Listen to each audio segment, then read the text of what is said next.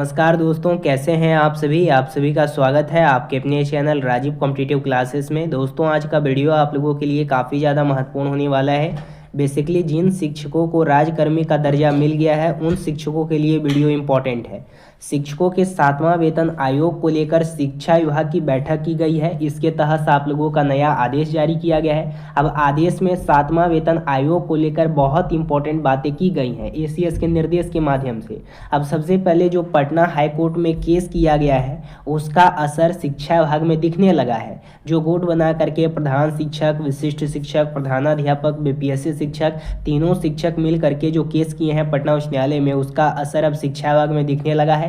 इसीलिए आज आप लोगों का बैठक किया गया और उसका आदेश आया है 7 पे कमीशन को लेकर।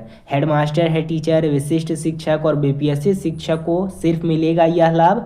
1 to 5 के लिए 7 पे कमीशन होगा, 6 to 8 के लिए होगा, 9, 10 के लिए होगा, 11, 12 के लिए होगा, स्पेशल विशिष्ट शिक्षक के लिए होगा, हेड टीचर के लिए होगा, हेडमास्टर के लिए होगा 7 पे कमीशन। उसके साथ 8 पे कमीशन फिटमेंट फैक्टर के आधार पे हम लोग देखेंगे।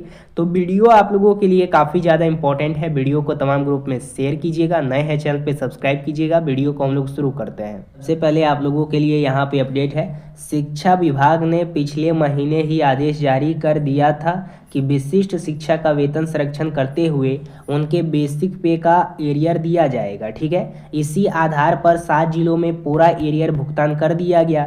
बाकी जिलों को 8 दिसंबर तक हर हाल में एरियर भुगतान पूरा करने का आदेश दिया है। यह ध्यान रखें कि यह केवल बेसिक पे का एरियर है। यदि कोई जिला समय पर भुगतान नहीं करता है तो उस पर कार्रवाई का निर्देश भी बैठक में दिया गया। यानी विशिष्ट शिक्षा के मामले में एसीएस साहब की तरफ से काफ़ी सख्त रुख अपनाया गया है। तो देखिए, मैं आप लोगों को अच्छे रूप से बता देना चाहता हूँ, ये पॉइंट हाईलाइटेड है उन शिक्षकों के लिए जिनको एरियर वाला पेमेंट मिल गया है। तो एक बार कमेंट के माध्यम से बताइएगा कि कौन कौन से शिक्षक ऐसे हैं जिनको एरियर वाला पेमेंट मिल गया है और कौन कौन से शिक्षक ऐसे हैं जिनको 8 दिसंबर तक आश्वासन दिया है। तो अब यहाँ पे सबसे पहले दूसरा पॉइंट में देखेंगे, डीए और एचआरए का बकाया। विशिष्ट प्लस बीपीएससी दोनों शिक्षक अभी भी डीए और एचआरए दोनों ही प्रकार के विशिष्ट शिक्षक और बीपीएससी शिक्षक, इन सभी का बकाया चल रहा है। इसका मुख्य कारण है कि एचआरएमएस अपडेट का अधूरा रहना। जैसे ही एचआरएमएस अपना पूरा कार्य उसके बाद दिसंबर माह या अधिकतर जनवरी तक डीए और एचआरए का भी भुगतान कर दिया जाएगा। ठीक है, डीए और एचआरए के रूप में जो विशिष्ट वाले हैं या विद्यालय अध्यापक टीआरई 1, टीआरई 2, टीआरई 3 से चयनित हैं। अब यहाँ पे हम लोग देखेंगे कि तीसरा पहलू में क्या कहा गया है। विशिष्ट शिक्षक जो भी हैं उनका वेतन वृद्धि को लेकर अपडेट है। कई जिलों में वार्षिक वेतन वृद्धि पहले से ही लागू कर दी गई है। जिन जिलों में बाकी है वहाँ के लिए विभाग ने पहले ही स्पष्ट निर्देश जारी किए हैं। उसके साथ देखिएगा, एचआरएमएस अपडेट सबसे बड़ी समस्या है। बीपीएससी शिक्षकों का एरियर अभी इसलिए नहीं मिल पा रहा है क्योंकि एचआरएमएस में आवश्यक अपडेट पूरा नहीं हुआ है। एचआरएमएस अपडेट पूरा होते ही बीपीएससी और विशिष्ट दोनों तरह के शिक्षकों के सभी बकाया भुगतान जल्दी किए जाएंगे। हर हाल में हर बैठक में वेतन की निगरानी की जाएगी। शिक्षा विभाग ने यह भी कहा है कि हर आगामी बैठक में सभी जिलों से वेतन से संबंधित रिपोर्ट अनिवार्य रूप से ली जाएगी। यानी अब वेतन भुगतान की पूरी प्रक्रिया की नियमित और कड़ी मॉनिटरिंग की जाएगी। तो ये मैं आप लोगों को स्पष्ट करना चाहता हूँ कि शिक्षा विभाग का जो है ये बैठक आप लोगों का चल रहा है। कल आप लोगों का बैठक हो गया जिसमें बहुत सारा निर्णय लिया गया। उसी में एक पहला निर्णय था आप लोगों का इम्पोर्टेंट निर्णय कि अगला जो बैठक होगा वो 7वां वेतन आयोग को लेकर बात विमर्श किया जाएगा। तो 7 पे कमीशन अब आप लोगों को 1 जनवरी को मिल जाएगा। इस बात को आप लोग समझ लीजिए। तो जितने भी शिक्षक हैं सभी मिलजुल करके काम कीजिए, क्योंकि पहली बार बीपीएससी से बहाल जो टीआरई 1, टीआरई 2, टीआरई 3 से चयनित हैं या फिर सक्षमता 1, 2, 3, 4, 5 वाले हैं या फिर जो यहाँ पे प्रधानाध्यापक हैं, सभी लोग मिल करके पटना उच्च न्यायालय में अपना गुट बना करके केस किए हैं जिनकी मदद से शिक्षा विभाग का नज़र इन पे पड़ा है। ठीक है, अब वहाँ पे हायरिंग आप लोगों का किया जाएगा। इसीलिए शिक्षा विभाग का उधर से आश्वासन आया है कि अगला जो बैठक किया जाएगा वो आप लोगों का इसी पे किया जाएगा। और वैसे भी पहले ही आश्वासन आ गया है शिक्षा विभाग का कि दिसंबर वाला जो पेमेंट देंगे वो 7 पे कमीशन के आधार पे देंगे और 58% डीए के आधार पे देंगे। लेकिन मैंने पहले भी कहा था कि अपने स्तर से आप लोगों को प्रयास करना है। तो जैसे ही आप लोगों ने केस किया वैसे ही शिक्षा विभाग का आश्वासन आया कि अगला बैठक जो होगा उसमें 7 पे पे कमीशन को लेकर बात विमर्श किया जाएगा और उसमें महत्वपूर्ण निर्णय लिया जाएगा।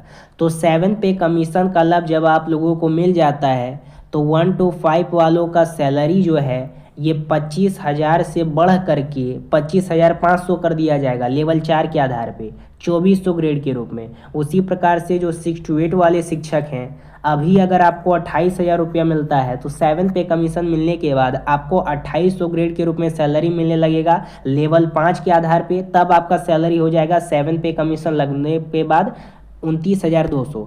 उसी प्रकार से अगर बात करें हम लोग यहाँ पे 9-10 वालों की, तो 9-10 वालों को अभी 31,000 मिलता है और जो वरीयता के हिसाब से हैं उनको यहाँ पे 32,000 दिया जाता है। तो अगर 7 पे कमीशन 9-10 के लिए लागू कर दिया जाता है तो 31,000 से बढ़ करके 7वां वेतन आयोग लगने के बाद आपका सैलरी हो जाएगा 4600 ग्रेड के रूप में, मतलब 4200 ग्रेड के रूप में। तब आप लोगों का सैलरी मिलने लगेगा 35,400। उसी प्रकार से बात करें हम लोग 11-12 की, तो 11-12 को 4600 ग्रेड के रूप में सैलरी मिलेगा। तब आपको सैलरी मिलने लगेगा 44,900। और अगर बात करें हेड टीचर की, तो हेड टीचर को मिलेगा 4800 ग्रेड के रूप में, तब आपको मिलेगा 47,600। और हेड मास्टर को मिलेगा 5400 ग्रेड के रूप में, तब आपको मिलेगा 93,000, मतलब 53,100। तो इस प्रकार से आप लोगों का सैलरी स्ट्रक्चर तैयार किया गया है कि 7 पे कमीशन लगने के बाद इस माध्यम से आप लोगों को सैलरी दिया जाएगा। ये सारे यहाँ पे बीपीएससी वाले टीचर हैं जो अपना लगातार प्रयास कर रहे हैं कि बीपीएससी TRE 1, TRE 2, TRE 3 विद्यालय अध्यापक को 9300 से लेकर के 34,800 वाला ग्रेड पे देने के संबंध में। जो बीपीएससी वाले शिक्षक हैं इनका लगातार प्रयास है कि जो TRE 1 से बहाल हैं, 2 से बहाल हैं, 3 से बहाल हैं, उनको 9300 वाला ग्रेड पे मिलना चाहिए। तो 9300 वाला अगर आपको ग्रेड पे दे दिया जाता है बिहार सरकार के द्वारा, ये होगा नहीं, ये स्पष्ट मैं आप लोगों को क्लियर कर देना चाहता हूँ। क्योंकि 9300 वाला जो ग्रेड पे है, देखिए मैं आप लोगों को अच्छे रूप से समझाता हूँ।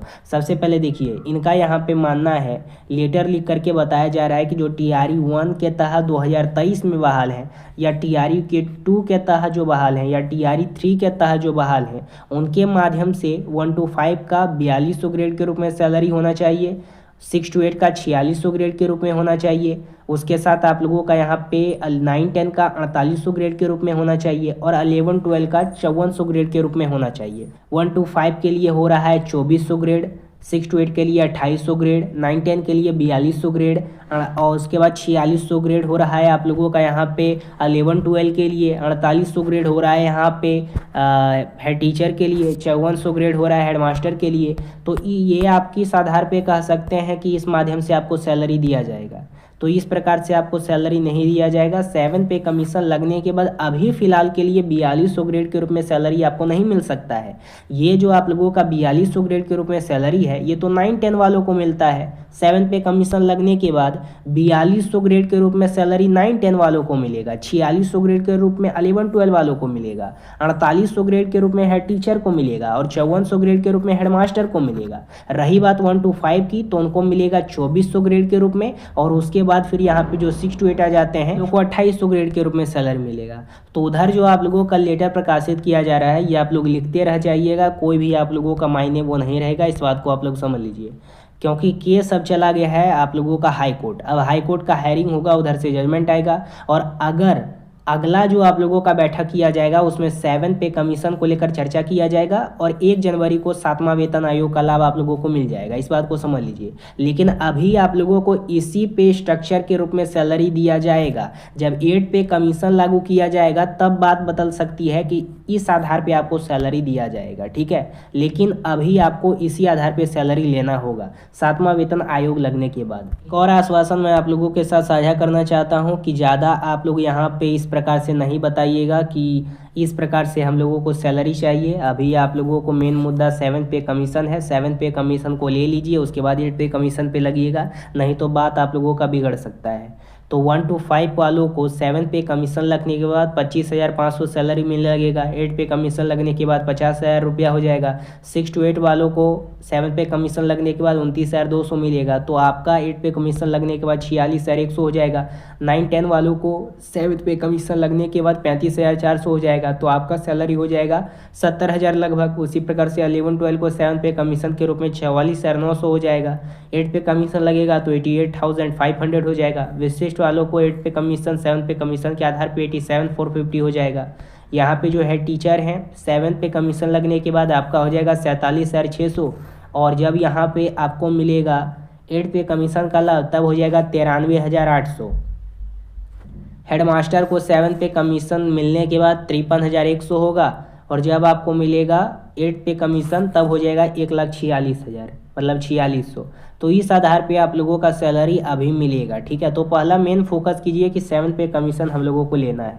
बाकी इस पे आपकी क्या राय है कमेंट के माध्यम से बताइएगा। नए हैं चैनल पे सब्सक्राइब कीजिएगा, बेल आइकन को प्रेस कीजिएगा और इस वीडियो को तमाम ग्रुप में शेयर जरूर कीजिएगा। धन्यवाद।